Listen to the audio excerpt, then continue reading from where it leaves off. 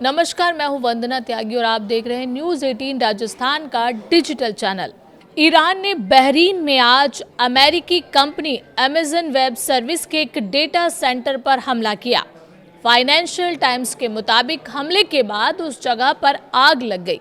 इससे पहले बहरीन के गृह मंत्रालय ने भी बताया था कि एक कंपनी की इमारत में आग लगी है, जिसे फायर ब्रिगेड की टीम बुझा रही थी।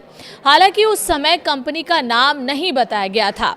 ये हमला ऐसे समय पर हुआ है जब एक दिन पहले ईरान की रिवोल्यूशनरी गार्ड ने मिडिल ईस्ट में काम कर रही 18 अमेरिकी कंपनियों को निशाना बनाने की धमकी दी थी। इनमें माइक्रोसॉफ्ट, एप्पल, गूगल, मेटा जैसी कंपनियां शामिल हैं। वहीं डोनाल्ड ट्रंप ने कहा है कि ईरान के साथ युद्ध खत्म करने के लिए किसी समझौते की जरूरत नहीं है। अमेरिका ये युद्ध 2 से 3 हफ्ते में खत्म कर सकता है। यूनाइटेड नेशन डेवलपमेंट प्रोग्राम यानी यूएनडीपी ने कहा है कि मध्य पूर्व में चल रहा युद्ध पूरे इलाके की अर्थव्यवस्था को बेहद बड़ा नुकसान पहुंचा सकता है। उनकी रिपोर्ट के मुताबिक ये संघर्ष अब सिर्फ कुछ देशों तक सीमित नहीं रहा, बल्कि पूरे क्षेत्र के लिए बड़ा संकट बन गया है। रीजन की जीडीपी 3.7% से 6% तक घट सकती है।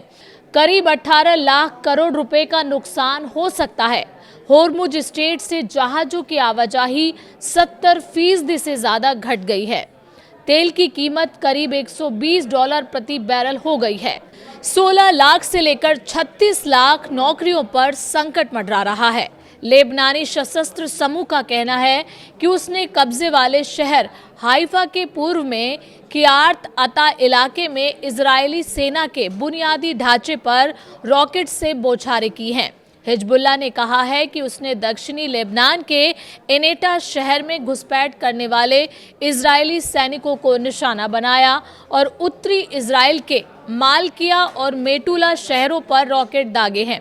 ईरान की मेहर न्यूज एजेंसी की रिपोर्ट के अनुसार लगभग 400 मालवाहक जहाज और तेल टैंकर होर्मुज जलडमरू मध्य पार करने के लिए ईरान की अनुमति का इंतजार कर रहे हैं। मेहर के संवाददाता के मुताबिक लारक द्वीप से रिपोर्ट दी गई है कि ये जहाज जलडमरू मध्य के पीछे या ईरान के लारक, होर्मुज और केशम द्वीपों के आसपास रुके हुए हैं।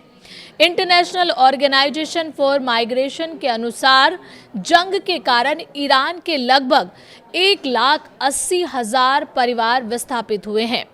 हालांकि सटीक आंकड़ा बता पाना मुश्किल है, क्योंकि ईरान में विस्थापन को ट्रैक करने का वैसा कोई तंत्र मौजूद नहीं है जैसा अन्य देशों के पास है। आईओएम की डायरेक्टर जनरल एमी पोप ने एसोसिएट प्रेस को बताया कि एजेंसी को उम्मीद है कि ये आंकड़ा और बढ़ेगा, क्योंकि ज़्यादा से ज़्यादा आम लोगों को इंफ्रास्ट्रक्चर इसी गोलीबारी की चपेट में आ रहा है। White house Easter lunch event पर प्रेसिडेंट ट्रंप ने कहा है कि मुझे जिस चीज़ की सबसे ज़्यादा ज़रूरत थी वो थी नाटो का हमारे रास्ते में आना, क्योंकि वो तो बस कागजी शेर हैं, इसलिए हमें उनकी ज़रूरत नहीं थी।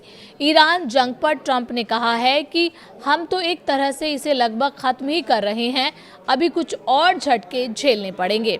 आज रात 9 बजे में एक छोटा सा भाषण देने वाला हूँ और असल में मैं आप सबको ये बताने वाला हूँ कि मैं कितना महान हूँ। दरअसल ट्रंप ने कहा है कि उनके अनुमान के मुताबिक जंग 3 दिन के अंदर खत्म हो जाएगी।